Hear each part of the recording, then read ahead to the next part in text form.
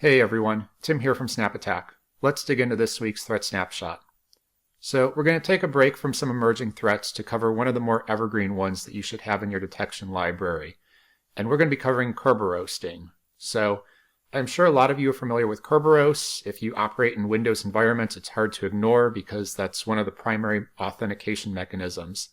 And Kerberoasting is a very popular technique that's often used by threat actors and adversaries. And this is something that's been around for years. I want to say that this goes back to DerbyCon 2014. Tim Medden was the researcher who discovered this and is credited with, finding the vulnerability and being able to, exploit that.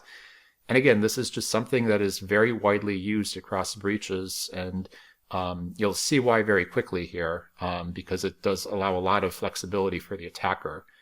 This is considered, again, from MITRE, a credential access tactic, or really a technique under that, but Kerberoasting allows a lot of different options. So the user is already going to have authentication on the system. They're going to have a valid user account. This is going to be a post-exploitation, phase in the kill chain.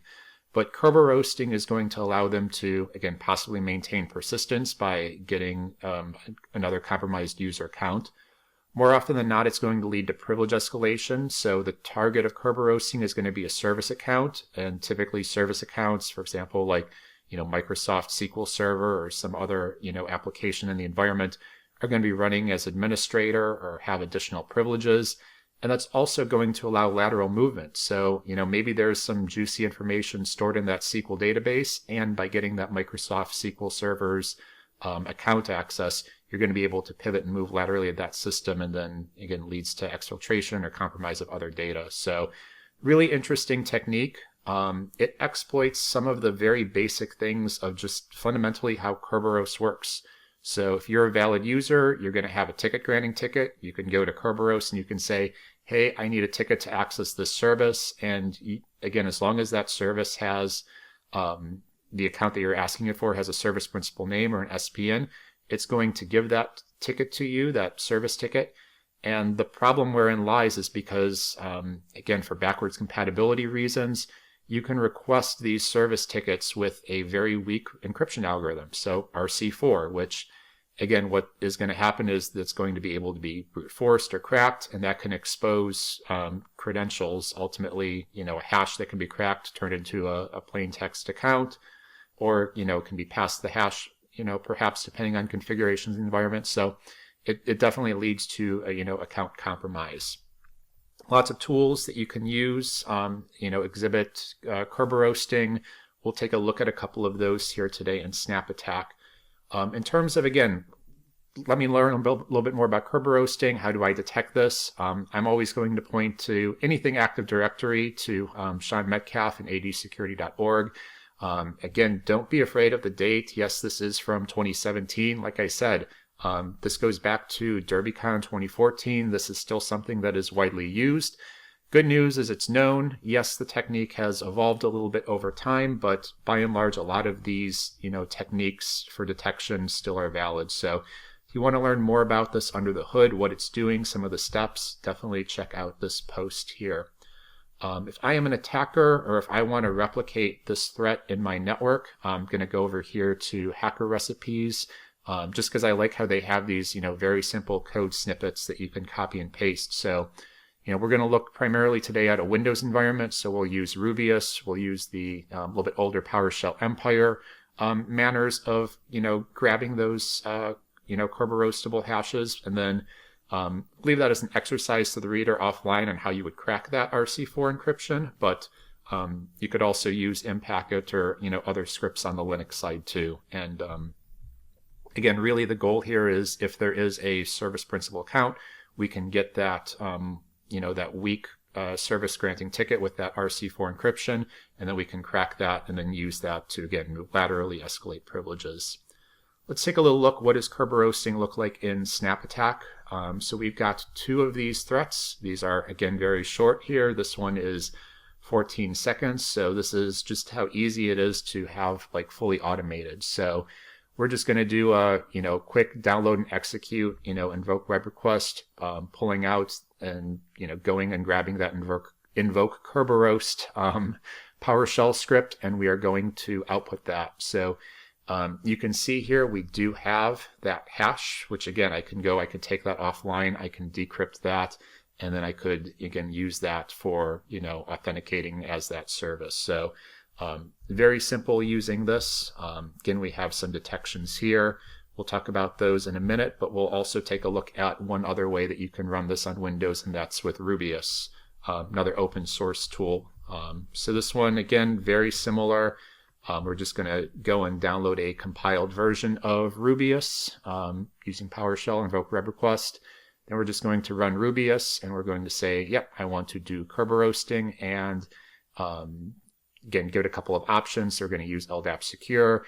You can specify SPNs, you can specify other things. We're just going to say, like, give me the generic Kerberoast, give me all of the stuff that are, Kerberoastable.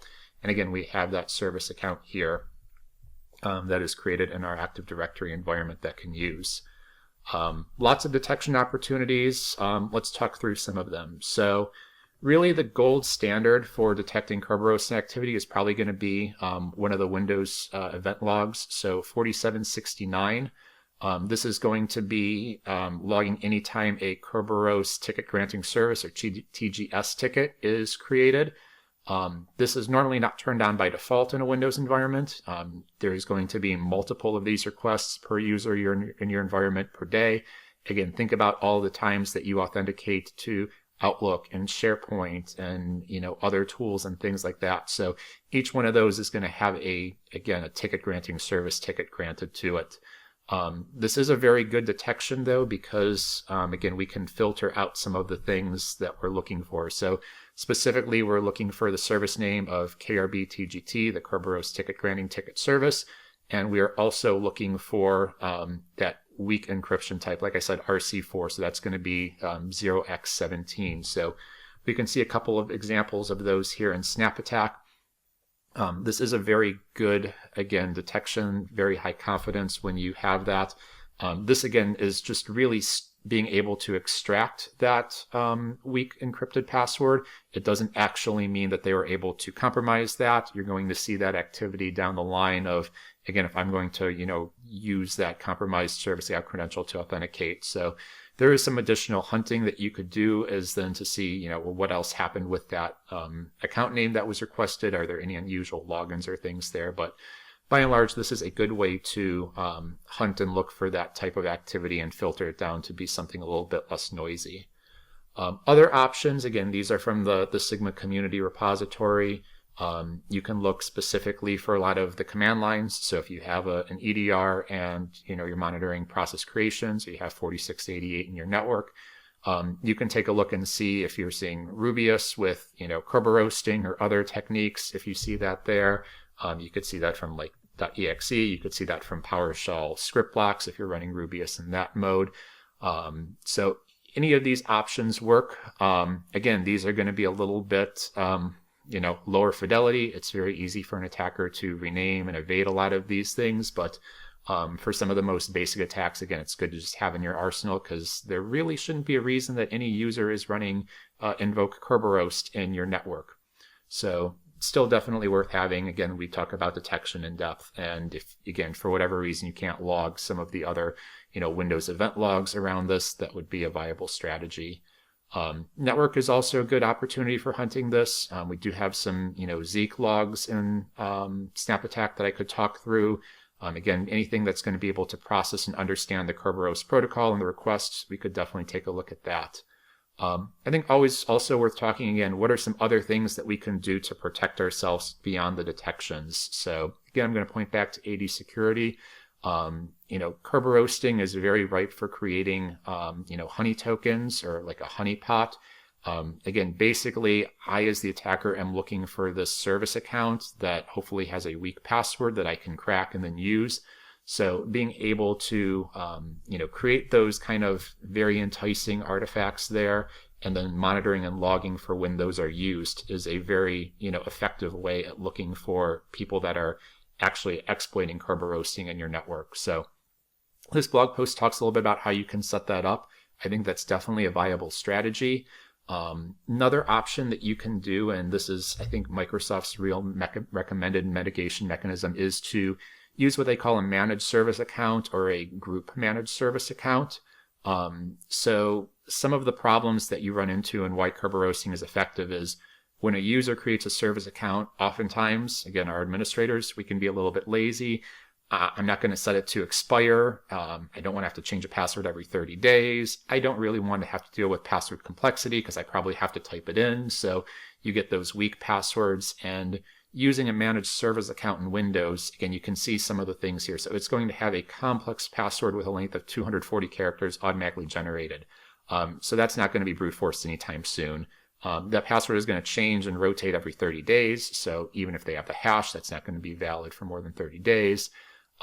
Again, they also harden this, so only Kerberos is used for authentication. You're not able to do interactive logins, etc. So these are really, again, a good way of handling this. You might think, well, hey, if RC4 and weak encryption is the problem, couldn't I just, disable RC4 across my environment and then be secure?